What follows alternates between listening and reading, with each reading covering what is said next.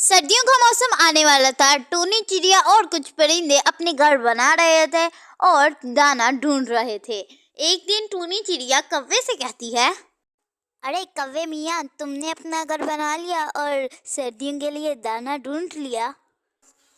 मुझे घर बनाने की क्या जरूरत है, मेरे पास तो वही गर्मियों वाला घर है और बहुत ज्यादा खाना भी मैंने ढूंढ कर रखा हुआ है। अब हम तुम्हारी तरह तो सुस्त हैं नहीं।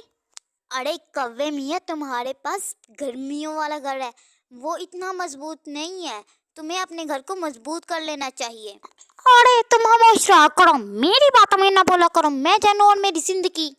ये सुनकर चिड़िया वहां से चल जाती है और अपना घर बनाने शुरू कर देती है।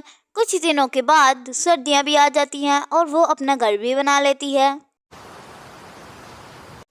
कुछ दिनों के बाद बहुत ज्यादा तेज बारिश होती है और कौवे का घर टूट जाता है। अब कौवा बहुत दूर दूर भाग रहा था और सबसे मदद मांग रहा था, तभी वो टूनी चिड़िया के घर पहुंच जाता है।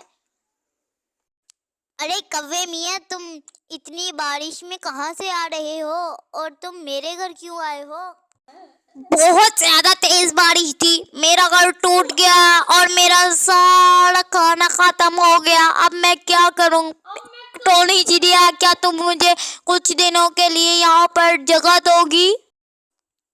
अरे कौवे मियाँ, मैंने तुम्हें उस दिन कहा था कि सर्दियाँ आने वाली हैं, अपना घर ठीक कर लो, लेकिन तुमने मुझे उल्टा बेइज्जत कर दिया।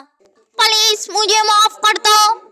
मैं तुम्हें यहाँ पर रहने की इजाजत देती हूँ, लेकिन माफी मांगकर शर्मिंदा ना करो।